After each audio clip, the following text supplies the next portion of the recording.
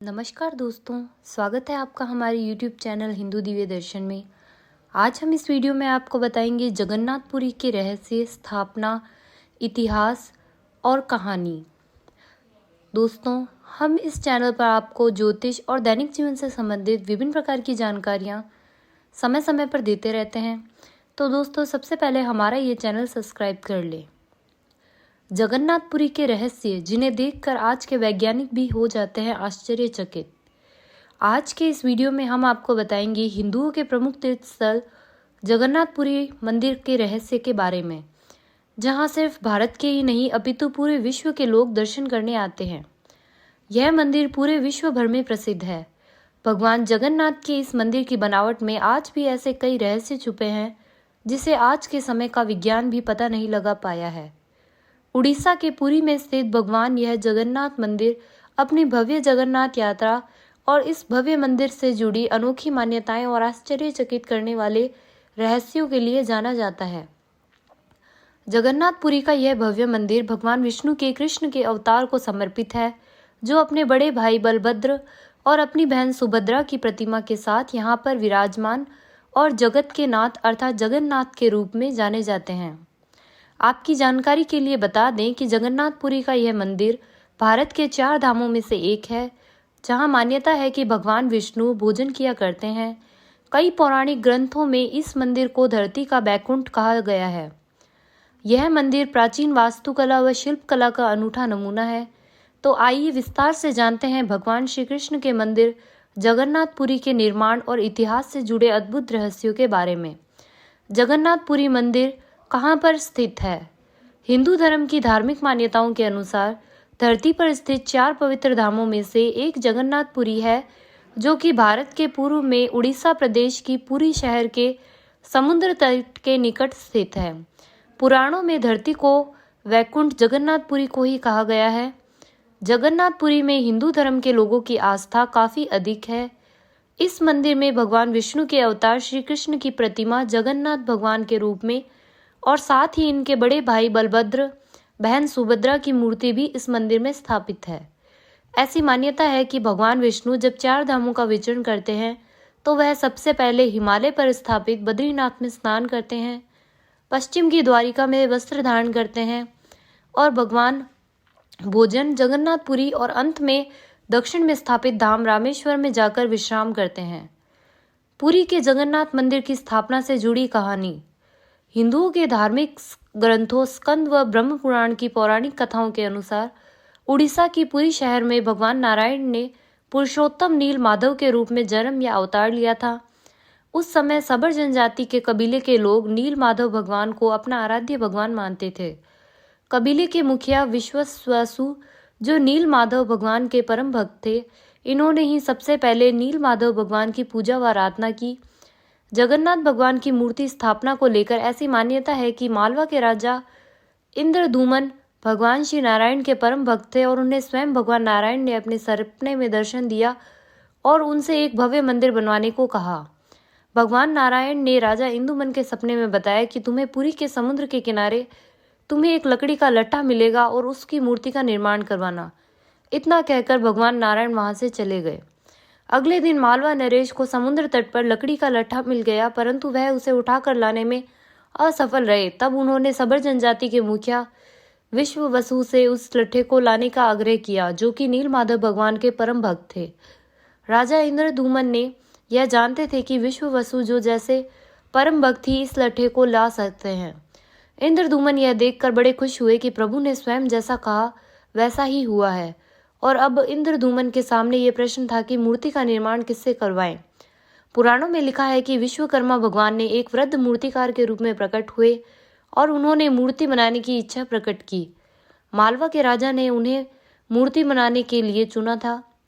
एक वृद्ध मूर्तिकार ने यह शर्त रखी थी कि वो इस काम को 1 महीने में पूर्ण कर देंगे, परंतु वह यह कार्य को एक बंद कमरे में करेंगे और इस दौरान उस कमरे में कोई झांकेगा नहीं, न कोई उसमें प्रवेश करेगा जब तक उनका कार्य पूर्ण नहीं हो जाता। उन्होंने कहा, राजा जी आप भी इस नियम का पूर्ण पालन करेंगे? राजा ने कहा, महाराज वैसा ही होगा जैसा आप कहेंगे। वृद्ध मूर्तिकार उस समय बंद कमरे में मूर्ति का निर्माण करने लगे। फिर अंत में महीने के आखिरी दिन था। अंदर से किसी भी प्रकार की कोई हलचल या आवाज भी नहीं आ रही थी। तो राजा को शंका होने लगी और उनके दिमाग में कई सवाल उठने लगे कि क्या हुआ। अब तक तो मूर्ति बन जानी चाहिए थी। आखिरकार राजा अपने शक को दूर करने के लिए सभी शर्तों को अनदेखा कर राजा जी ने दरवाजा खटखटाया और वे अंदर झांककर देखने लगे। जैसे ही दरवाजा खुला, राजा को वह वृद्ध व्यक्ति कमरे में नहीं मिला। उन्होंने पाया कि मूर्तियों का निर्माण पूर्ण नहीं हो सका है। मूर्ति के हाथ पांव भी नहीं बन पाए हैं। यह देखकर राजा अपने आप को कोसने लगे और बहुत दुखी हुए। यह वृद्ध व्यक्ति भी नजर नहीं आ रहा था। इस घटना को प्रभु इच्छा मानकर राजा इंद्रदुम्न ने उन मूर्तियों को उसी अवस्था में मंदिर में स्थापित कर दिया। आज भी प्रभु जगन्नाथ, बलभद्र और सुभद्रा की मूर्तियां उसी अवस्था में हैं और यही एकमात्र कारण है कि जगन्नाथपुरी के मंदिर में मूर्तियां पत्थर या किसी अन्य धातु की नहीं बल्कि पेड़ के तने की इस्तेमाल करके बनाई गई। तभी से काष्ठ से बनी मूर्ति की ही पूजा की जाती है। जगन्नाथपुरी मंदिर में रथ यात्रा का महत्व। जगन्नाथपुरी के मध्यकाल से ही भगवान जगन्नाथ की हर साल पूरे हर्षोल्लास के साथ रथ यात्रा का आयोजन होता है। यह यात्रा प्रत्येक वर्ष आषाढ़ मास के शुक्ल पक्ष के दूसरे दिन शुरू की जाती है और 10 दिन तक चलती है और 11वें दिन इसका समापन होता है। इस मंदिर के तीनों प्रमुख देवता भगवान जगन्नाथ, बलभद्र और सुभद्रा तीनों को पूरी तरह से साझा कर अलग अलग रथों में विराजमान कराकर रथ यात्रा निकाली जाती है। जगन्नाथ भगवान की मूर्तियों को पूरी तरह से सुसज्जित कर इस रथ को यात्रा का नज़ारा बहुत ही भव्य और दिव्य दिखाई देता है। कहा जाता है कि जो कोई भी इन रथों को खींचता है उन्हें मोक्ष मिलता है और वह सभी पापों से मुक्त हो जाते हैं। इन रथों को लंबी लंबी और मोटी रस्सियों से खींचा जाता है। इनको खींचने में लोगों की होड़ लगी रहती है। जगन्नाथपुरी की रथ यात्रा की तैयारी 3 माह पहले ही शुरू कर दी जाती है। जगन्नाथ मंदिर के रहस्य जिन्हें देखकर आज के वैज्ञानिक भी आश्चर्यचकित है। भगवान जगन्नाथ मंदिर की जितनी आस्था पूरे विश्व में व्याप्त है, उतने ही रहस्य इस मंदिर में छुपे हुए हैं।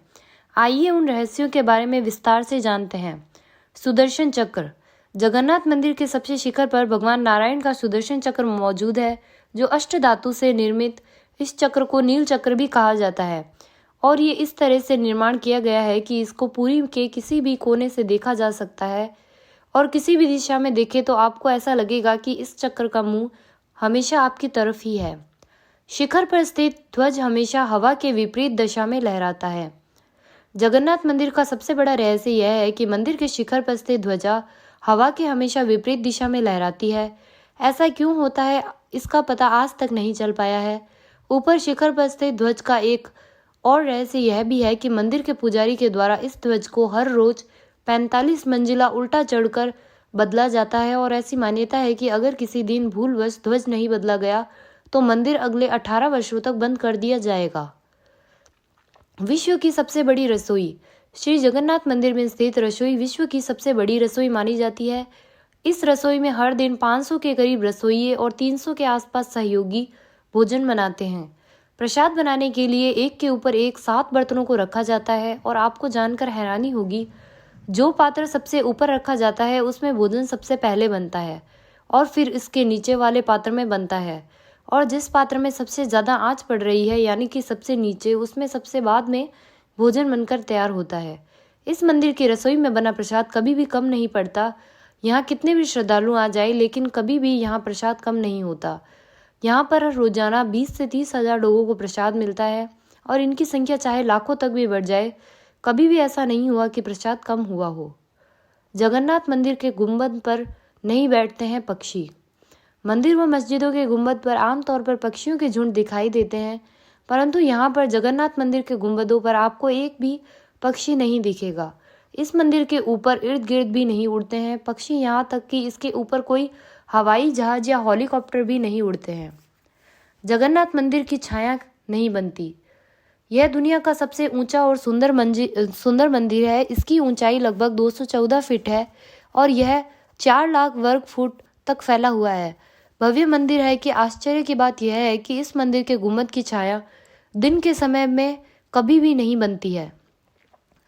यह मंदिर समुद्र तट के निकट स्थित है। इस मंदिर की एक विचित्र बात यह है कि मंदिर समुद्र तट के निकट होने के बावजूद मंदिर में प्रवेश में करते के साथ ही समुद्र की लहरों की आवाज़ सुनाई नहीं देती। एक बार जब आप अपने कदम इसके सिंह द्वार में प्रवेश करेंगे तो देखेंगे कि समुद्र की लहरों की आवाज़ गायब हो जाती है, और जैसे ही इस द्वार से बाहर निकलेंगे तो आवाज़ फिर दोबारा आने लगेगी।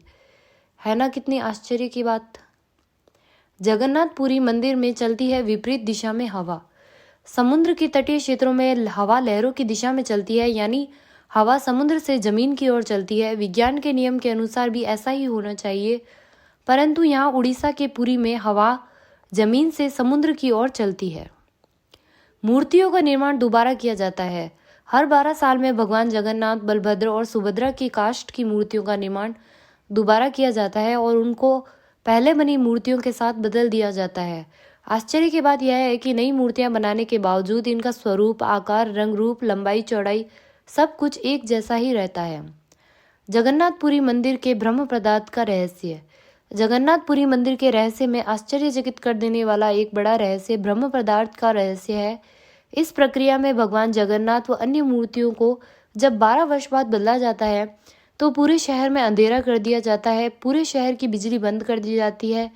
मंदिर में अंधेरा कर दिया जाता है। मंदिर की सुरक्षा चारों तरफ से पुख्ता की जाती है। इसके पश्चात एक गुप्त अनुष्ठान नवकलेश्वर करवाया जाता है और चुनिंदा पुजारियों की आंखों पर रेशम की पट्टियां बांधकर मंदिर में भेजा जाता है और इन मूर्तियों में से एक प्रकार का ब्रह्म पदार्थ निकाला जाता है जिसको आज तक किसी ने भी नहीं देखा है, और उसको नई मूर्तियों में सावधानी पूर्वक स्थापित कर दिया जाता है। कहा जाता है कि इस पदार्थ में इतनी ऊर्जा है कि इसको देखने वाला व्यक्ति अंधा हो सकता है और मर भी सकता है। वैसे किसी ने भी आज तक यह देखा नहीं है। सदियों से यह प्रक्रिया चली आ रही है। दिव्य ब्रह्म पदार्थ को स्थानांतरित करने वाले पुजारियों के अनुभव की माने तो उन्हें लगता है मानो कोई भी किसी जीवित चीज को हाथ में ले रहे हैं। वह पदार्थ किसी खरगोश की तरह फुदफुदाता रहता है। कोई कहता है कि यह अष्ट धातु से बना कोई दिव्य पदार्थ है और हिंदू धर्म में इसे भगवान श्री कृष्ण का हृदय भी माना गया है। तो दोस्तों, आपको हमारा ये वीडियो कैसा लगा हमें कमेंट करके ज़रूर बताइएगा, और हमारा ये चैनल सब्सक्राइब करना ना भूलिएगा। तो दोस्तों, मिलते हैं ऐसे ही किसी और अन्य वीडियो के साथ। धन्यवाद।